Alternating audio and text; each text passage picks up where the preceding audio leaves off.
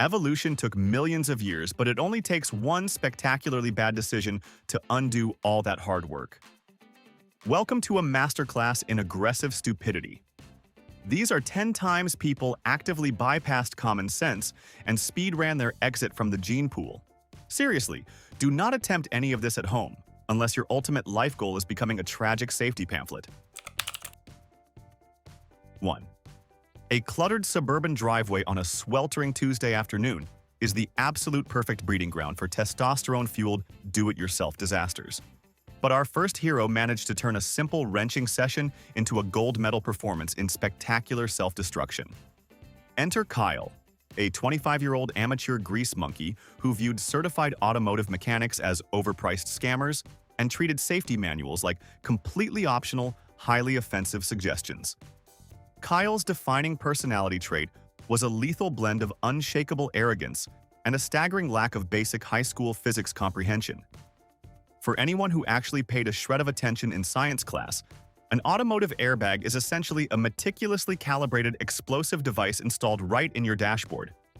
It utilizes a highly volatile solid chemical propellant to ignite and inflate a heavy nylon bag at speeds routinely exceeding 200 miles per hour. It's engineered to stop your fragile skull from turning the windshield into a modern art mosaic during a highway collision. It does not gently billow out like a fluffy marshmallow cloud. It detonates with the sudden fury of a cornered wild animal. But Kyle wasn't bogged down by trivial concepts like thermodynamics or explosive yields. He had recently salvaged a perfectly intact steering column from a rusted-out junkyard sedan and decided, in a stroke of raw mad genius, to manually test the deployment mechanism using nothing but some frayed copper wire and a standard 12-volt car battery.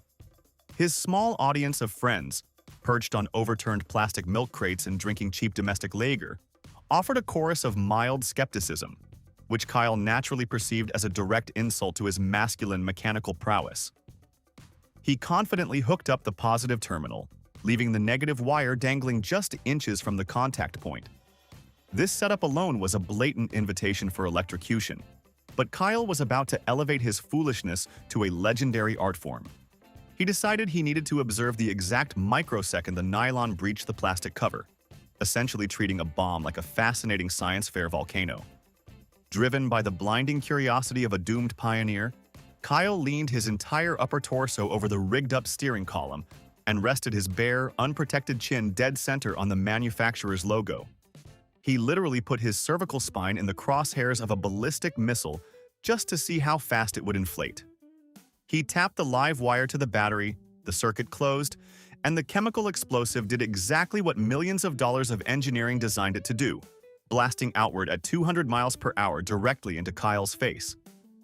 The concussive, unyielding force launched him backward with the kinetic energy of an angry silverback gorilla, instantly and permanently disconnecting him from the server of life before he could even process the blinding flash. Kyle permanently removed himself from the land of the living using a mechanism specifically invented to keep humans alive, achieving the impossible feat of weaponizing a life-saving device without even sitting inside a drivable vehicle. 2. Have you ever been so relentlessly committed to your morning caffeine routine that you were willing to gamble your actual existence just to get a fresh cup of dark roast? Meet Earl, a veteran of the long-haul trucking industry who had logged so many thousands of miles on the open asphalt that he began treating his massive 40-ton commercial rig less like heavy industrial machinery and far more like a mobile, oversized living room. Earl was hauling a ridiculously heavy load of freight straight across a notoriously long, mind-numbingly flat stretch of interstate highway when his rig's electronic cruise control suddenly sputtered and died. A rational, self-preserving human being would simply keep their right foot planted firmly on the accelerator pedal, accepting the minor physical inconvenience until they could safely pull into a certified mechanic's bay. But Earl was a man of fierce independence and terrifying ingenuity. Refusing to suffer the indignity of a tired calf muscle, he rummaged around the back of his cab and emerged with a standard, wooden-handled janitorial mop. In a brilliant display of backwoods engineering, Earl jammed the wooden handle tightly between the base of the driver's seat and the gas pedal, effectively wedging the throttle wide open and locking the massive 18-wheeler into a steady cruising speed of roughly 70 miles per hour. This was already a spectacularly bad idea, essentially creating an unguided 80,000-pound land missile. But Earl took one look out the windshield at the completely empty miles of road ahead and decided his makeshift autopilot was flawless. Convinced of his own invincibility, Earl completely abandoned the driver's seat. He didn't just lean over, he stood up, turned his back on the dashboard, and casually shimmied his way into the sleeper compartment to operate his miniature drip coffee maker. Let's pause and respect the sheer physics of this idiocy. An 80,000-pound kinetic nightmare is thundering down a public roadway at highway speeds, entirely beholden to the structural integrity of a cheap cleaning tool, while the captain of the ship is blindly fiddling with coffee filters. Driving a vehicle the size of a small apartment building requires constant steering inputs to counter wind resistance and road grading. It is not a train on a fixed steel track.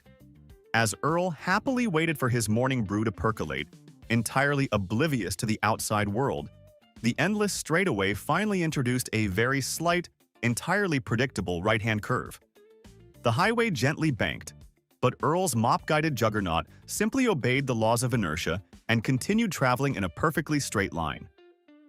The gargantuan truck effortlessly smashed through the reinforced concrete guardrail of an elevated highway overpass like it was made of stale graham crackers.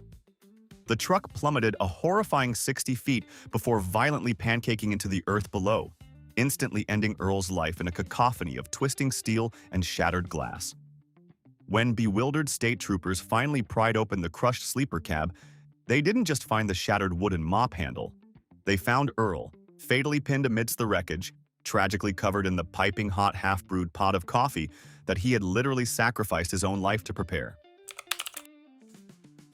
3. Meet Gary, a career petty criminal whose grandiose ambitions vastly outweighed his basic survival instincts. After stringing together a desperately pathetic series of failed corner store robberies, Gary decided it was time to hit the big leagues, setting his greedy sights on a highly lucrative, artisanal meat processing plant known for storing thousands of dollars worth of premium, dry-aged beef. Armed with nothing but a crowbar, a flashlight, and unearned confidence, Gary successfully popped the backloading door open right around midnight, slipping into the cavernous, freezing dark of the processing floor. He was gleefully stuffing prime ribeyes into a stolen duffel bag when the sudden echoing sound of heavy boots and a sweeping flashlight beam announced the arrival of the facility's private security guard. Panic instantly overriding his already severely limited critical thinking skills, Gary frantically scanned the sprawling stainless steel room for a hiding spot and locked his terrified eyes on a massive, heavy-duty metallic door built directly into the far wall. Thinking he had found the perfect, impenetrable sanctuary, he yanked the heavy industrial handle, scrambled inside the pitch-black chamber, and pulled the door shut behind him. He heard the deeply satisfying, heavy mechanical thud of the door closing, totally unaware that he had just willingly entombed himself inside a state-of-the-art commercial smoker.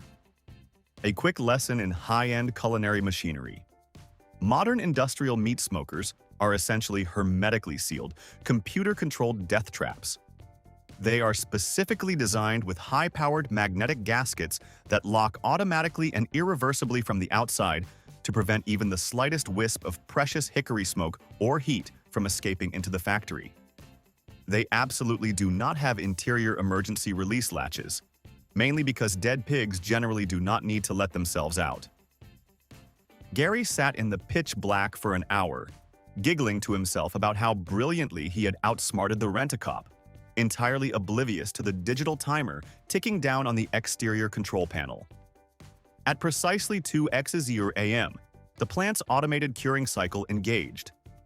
Gary's smug sense of victory was abruptly shattered when the massive ventilation fans roared to life and the impenetrable steel box rapidly began pumping in blinding, suffocatingly thick clouds of burning hickory wood smoke. The temperature inside the sealed chamber steadily and mercilessly climbed, rocketing past 100 degrees, ultimately settling at a blistering, inescapable 212 degrees Fahrenheit. With the magnetic seal holding the heavy door shut with thousands of pounds of force, Gary's desperate, muffled screams were completely drowned out by the mechanical hum, of the heavy-duty fans officially sealing his fate. He had trapped himself in a literal, inescapable oven with zero ventilation. When the traumatized morning prep crew finally arrived to unload the first batch of breakfast sausages, they opened the doors to find the stolen duffel bag melted into a puddle, and Gary, who had succumbed to extreme heat stroke hours prior. The coroner's report was a masterpiece of grim irony, officially noting that the bungling burglar had been subjected to the exact same temperature cycle as the premium beef he came to steal. A final cosmic irony that wrote itself. 4. There is a highly lethal brand of stupidity that can only be unlocked by combining sub-zero wilderness isolation and entirely too much cheap whiskey.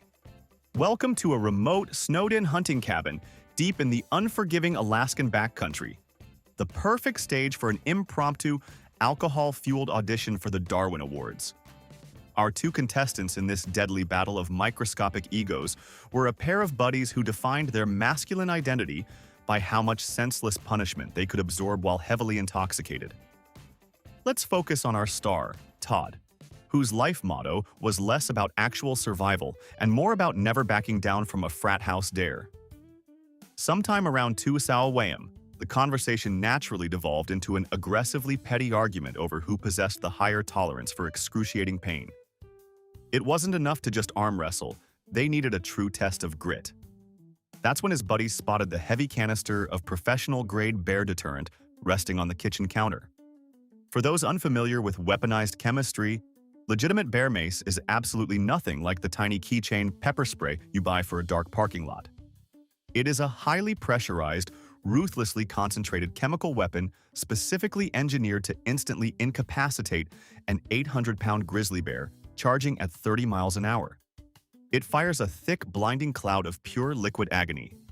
Todd's buddy, vibrating with drunken confidence, grabbed the canister and dared Todd to take a point-blank blast directly to the face just to prove he wasn't soft.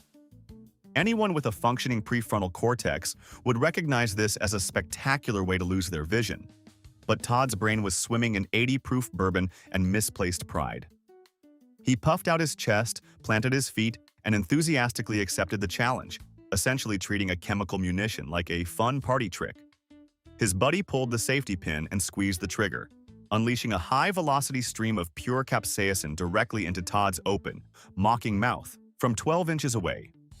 The biological reaction was not a mild cough. It was a violent, catastrophic systemic shutdown. When that level of concentrated hellfire hits the human respiratory system, it triggers an involuntary survival mechanism called a severe laryngospasm.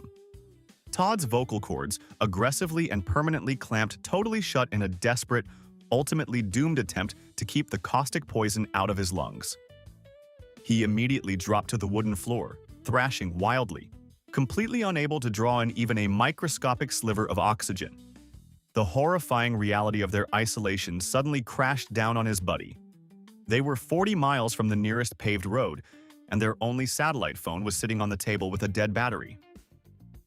Todd's biological systems completely powered down right there on the cabin floor shortly after, permanently losing the argument, his life, and any claim to basic intelligence simply because he desperately needed to prove he was tougher than a chemical compound designed to drop an apex predator. 5. There is a deeply ingrained, almost pathological stubbornness found in certain old-school handymen, a toxic belief that spending actual money on specialized safety equipment is a sign of profound personal weakness. Meet Frank, an aggressively frugal, unlicensed neighborhood plumber who treated modern building codes like ancient mythology and viewed professional tools as a massive corporate scam. It was the dead of a brutal winter, and Frank had been called to a cramped, windowless residential basement to deal with a sprawling network of completely frozen, solid copper water pipes. A rational, self-preserving tradesman would simply plug in an electric heat gun or utilize an industry-standard pipe thawing machine, safely melting the icy blockage without creating an active hazard. But Frank was a man who preferred to cut corners so aggressively he usually ended up walking in circles. Refusing to drop a single dime on proper gear, he rummaged through his battered toolbox and formulated a makeshift, catastrophically stupid plan that he genuinely believed was a stroke of blue-collar genius. He took an armful of greasy, frayed cotton shop rags, wrapped them tightly around the frozen copper joints like medical bandages, and then thoroughly drenched the entire flammable mess in highly volatile 90% isopropyl rubbing alcohol. This underground crypt already had a ridiculously low ceiling lined with decades-old, highly combustible, exposed foam insulation, making it essentially a giant, enclosed tinderbox just begging for a single spark. Frank, totally oblivious to the fact that he was essentially building a sprawling incendiary fuse right under a flammable canopy, proudly whipped out a cheap plastic utility lighter and ignited the alcohol-soaked rags. The reaction was not the gentle, localized warmth he anticipated. The highly concentrated alcohol fumes violently flashed into a roaring, aggressive wave of fire that instantly leapt off the copper pipes and eagerly latched onto the exposed foam insulation, just inches above his head. Within a terrifying fraction of a second, the entire ceiling of the cramped basement transformed into a rushing, roaring canopy of thick, toxic black smoke and cascading flames. The fire spread with unnatural speed, aggressively feeding on the ancient dry materials and instantly consuming the wooden staircase, which was the single, solitary exit leading back up to the ground floor. Frank had brilliantly managed to transform a minor, incredibly common winter plumbing inconvenience into a raging, inescapable fire trap in under 30 seconds. Panicked and coughing up lungfuls of toxic foam vapor, he frantically scrambled toward the stairs, only to be met by an impenetrable, roaring wall of superheated fire permanently blocking his only path to salvation. Frank was completely trapped in his own makeshift underground oven, his desperate shouts instantly muffled by the inferno. His lungs gave out from the toxic environment before the extreme temperatures officially closed out his timeline. A man who burned down his own escape route just to avoid spending $20 at a hardware store, ensuring his final invoice was paid in full and forever. 6. The modern pursuit of the ultimate social media aesthetic has undeniably claimed more lives than scurvy, and our next entirely preventable disaster perfectly illustrates why Mother Nature actively despises wellness influencers. Meet Chloe, an arrogant fitness fanatic who firmly believed that safety regulations were simply negative energy blocking her spiritual chakra alignment. She had hiked up a notoriously dangerous mountain trail to reach a breathtaking panoramic lookout situated right at the edge of a sheer, terrifying 500-foot vertical cliff drop. Now, the local park rangers, possessing actual common sense and a basic understanding of gravity, had erected an imposing chain-link barrier complete with explicitly clear warning signs that essentially read, "Do not cross, you will absolutely die." But Chloe looked at that barrier and saw only an unacceptable obstacle blocking her perfectly framed Instagram shot. She was determined to perform an extreme, gravity-defying yoga routine on the absolute precipice, just to prove to her followers that she possessed a flawless sense of inner balance. Ignoring the frantic verbal warnings of every rational hiker in the immediate vicinity, she smugly hopped over the metal fence, carrying nothing but unearned confidence and a premium synthetic yoga mat. Here is where a rudimentary understanding of high school physics would have saved her life. The area directly beyond the fence wasn't dry, stable rock. It was a steep, downward-sloping slab of smooth granite, entirely carpeted in a remarkably slick layer of morning dew and damp, organic moss. Undeterred by the obvious environmental hazards, Chloe proudly unfurled her perfectly smooth, frictionless rubber mat directly onto the slimy vegetation, essentially building herself a high-altitude, slip-and-slide positioned inches from the void. With the stunning valley floor yawning a lethal 500 feet below her, she confidently stepped onto the mat, took a deep, cleansing breath of mountain air, and fluidly kicked both of her legs forcefully upward into a complex, inverted headstand. This abrupt, dynamic shift of her entire body weight concentrated all of her kinetic energy onto a tiny, unstable surface area. The absolute second her center of gravity shifted past the tipping point, the coefficient of friction between the synthetic rubber and the wet moss instantly dropped to absolute zero. The yoga mat shot forward over the slippery green slope like a sled on freshly waxed ice, totally devoid of any resistance. Chloe didn't even have a microscopic second to scream or attempt to scramble for a handhold. In one horribly smooth, uninterrupted motion, The frictionless mat enthusiastically launched her headfirst over the jagged edge of the precipice, pulling her directly into the misty abyss. She discovered in the most brutal way imaginable that while mindfulness is great for your posture, it is absolutely useless when battling the unforgiving laws of terminal velocity. Chloe found her permanent balance at the jagged bottom of the ravine, leaving her smartphone safely behind the barrier to capture the exact moment she tobogganed herself straight into the afterlife. 7. Let's talk about the absolute pinnacle of culinary masochism, a competitive eating subculture where grown adults willingly ingest weapons-grade botany just for a cheap plastic trophy and severe gastrointestinal trauma. Enter Brent, a local barfly whose entire personality revolved around loudly claiming he had an indestructible palate and a stomach lined with cast iron. Brent decided to enter a local pub's ultimate spicy challenge, facing down the infamous Carolina Reaper, a pepper scientifically engineered to contain more pure hatred than actual nutritional value. Consuming a Reaper is already a spectacular display of poor judgment. It boasts a Scoville rating high enough to legally qualify as a crowd control munition. And when it hits your tongue, it actively attempts to dissolve your nervous system. But Brent, fueled by cheap draft beer and the cheering of his equally dim-witted friends, popped the entire wrinkled, demonic red fruit into his mouth and started furiously chewing. The regret was instantaneous and violently biological. Within 10 seconds, Brent's face turned the color of a bruised plum. His sweat glands went into catastrophic overdrive, and his brain sent out emergency distress signals usually reserved for full-body immolation. Desperate to extinguish the raging hellfire melting his esophagus, Brent utterly abandoned the rules of the contest and lunged for the emergency relief station. Here is where Brent transitioned from a standard-issue idiot to a legendary Darwin Award recipient. Instead of taking small, measured sips to coat his throat, he grabbed a massive 2-liter plastic jug of heavy whole milk and aggressively chugged the entire container in one continuous, desperate gulp. This was a catastrophic, fatally flawed misunderstanding of basic human anatomy and fluid dynamics. His stomach, already severely irritated and inflamed by the weaponized capsaicin, was suddenly overinflated with half a gallon of dense, rapidly curdling dairy. The concentrated pepper extract immediately triggered a violent, involuntary purge reflex as his body desperately tried to eject the poison.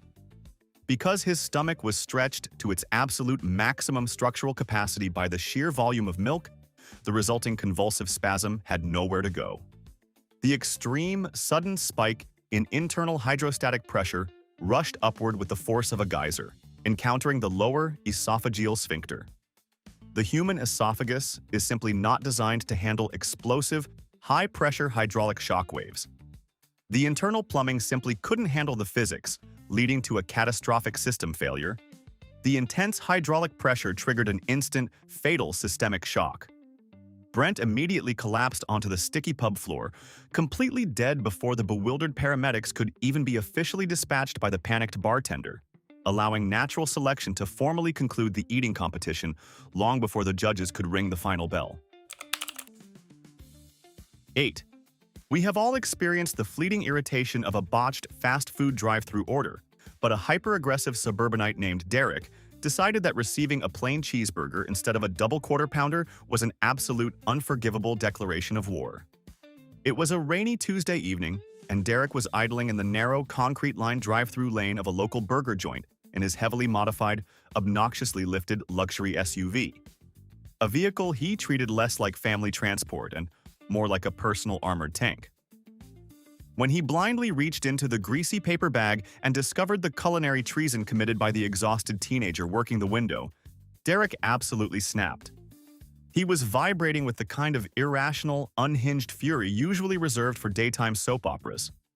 Blinded by his own overwhelming entitlement and desperate to unleash a tirade of verbal abuse on the terrified cashier, Derek threw his driver's side door violently open and violently launched his entire body out of the cabin. However, in his desperate rush to physically intimidate a minimum-wage employee over a piece of processed cheese, Derek committed a foundational, ultimately fatal error in basic automotive operation. He completely forgot to shift his 3-ton mechanical behemoth into park. He simply took his foot off the heavy brake pedal while the transmission was still firmly engaged in drive. As Derek stood firmly planted on the slippery, grease-stained pavement, puffing out his chest in the very narrow, V-shaped gap wedged right between his open steel door and the heavy frame of the SUV, physics quietly and ruthlessly took the wheel. The heavy vehicle, still churning out engine torque, predictably began to creep forward down the slight incline of the drive-through lane. Derek, mid-yell, barely had a fraction of a second to realize his mistake before the heavy outer edge of his wide-open driver's door firmly caught the lip of a bright yellow, reinforced concrete safety bollard installed specifically to protect the restaurant's ordering window.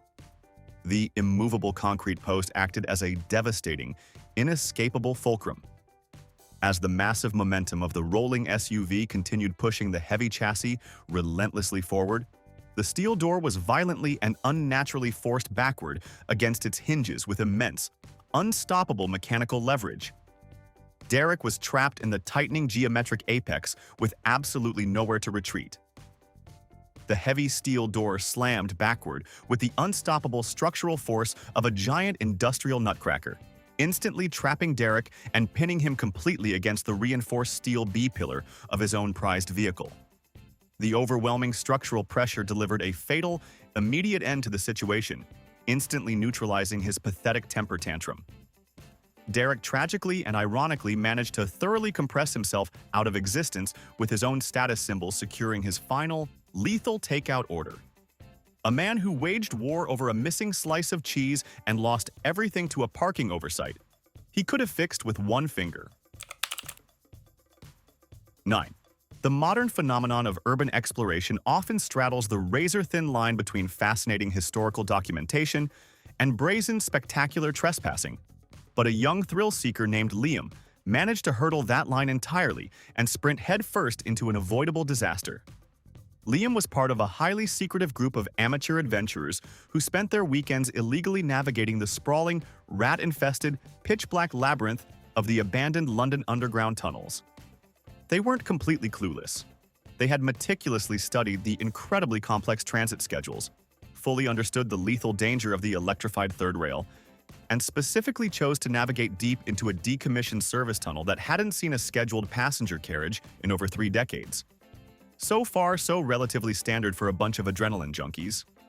However, Liam possessed an incredibly lethal combination of supreme arrogance and a deeply misguided commitment to his own personal aesthetic. He wasn't just exploring a subterranean concrete tomb. He was actively starring in the cinematic movie, playing entirely inside his own head. Believing the environment was perfectly safe simply because he read a digital chart online, Liam decided this dangerous, illegal expedition absolutely required a custom, heavily curated ambient soundtrack. In an act of unparalleled, staggering stupidity, he reached into his expensive technical backpack, pulled out a pair of premium, top-of-the-line, active noise-canceling over-ear headphones, and tightly secured them over his head, blasting heavy electronic music at maximum volume. Now, the absolute foundational rule of surviving in a dangerous, unauthorized industrial environment is maintaining total, hyper-vigilant situational awareness. You need to hear the subtle shifting of debris, the drip of water, and most importantly, the mechanical sounds of heavy machinery. By sealing off his auditory senses with studio-grade noise cancellation, Liam effectively rendered himself completely deaf to the physical world around him. He casually strolled down the center of the dark, rusted tracks, totally vibing to his playlist, blissfully unaware of the catastrophic reality barreling down upon him. Because while the passenger schedule was indeed empty, the transit authority frequently utilized those supposedly dead tunnels for unscheduled, heavy-duty overnight maintenance trains. An enormous, diesel-powered engineering locomotive suddenly rounded the dark curve just a few hundred yards behind the group, its piercing headlights cutting through the gloom. Liam's friends immediately scrambled up the filthy concrete embankment to safety, frantically waving their flashlights and screaming at the absolute top of their lungs for him to move. The panicked train conductor slammed on the emergency brakes and leaned entirely on the deafening, air-powered blast horn, a sound designed to shatter eardrums.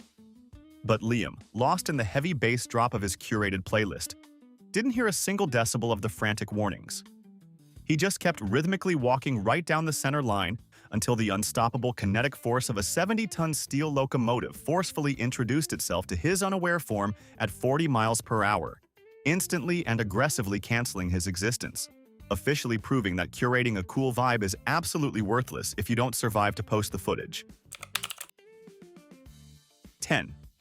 In the heavy construction industry, there is a universally sacred safety protocol known as lockout-tagout, a mandatory procedure ensuring that heavy, unforgiving industrial machinery is completely powered down and physically immobilized before any squishy human being attempts to perform internal maintenance.